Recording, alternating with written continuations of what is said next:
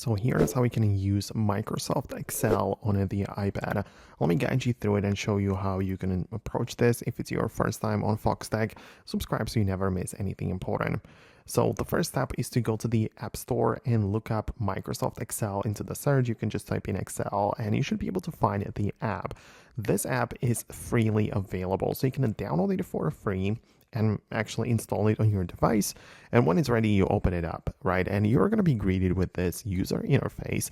The most important part is, I would say, to tap on the account right there and make sure that you sign in with an existing Microsoft account. Or if you don't have one, just make sure you create it. It's going to give you the button to create it. And then you can just see your projects and all of the things you worked on before. It's all going to be part of this application and this UI. So when you open it up for the first time, you'll see the recents, the files that you have worked with, and at the top you can also see the favorites, which are the things which you mark with the favorite icon, right? When you add it to the favorites, it's going to show up right there.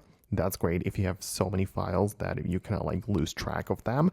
But also we have the shared section. So that is if you work with more people, then those projects are going to be in here. But the point is that you can tap on the create button like this and choose from many different templates for your files, right? So you can see we have things like budgets, schedules, invoices, and so on, right? So these are the most common use cases that people use the spreadsheet Excel app for, right? So that's something which you can pick, or just start with a blank page, which is clickable with the plus button, and you can get inside. And at this point, you can see that it works and looks almost identical as on the computer or on other devices.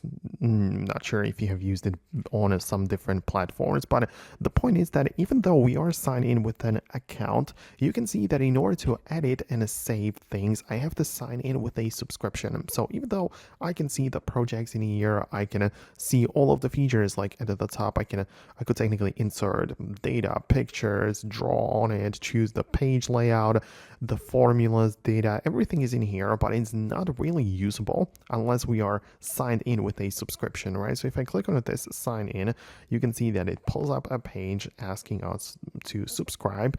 So you can see we have some options. You can likely start a free trial, but just bear in mind that without it, you will not have the ability to even get inside or start using it.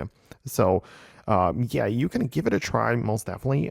And when you mean or think about some alternatives, then we have the Google Sheets, which gets most of the job done and it's freely available. And we also have the Apple Numbers, which are apps also freely available. There also has been an introduced subscription by Apple, but you can still use it for free, at least partly. So that's the alternatives that we have. So I hope that I was able to help you out with it.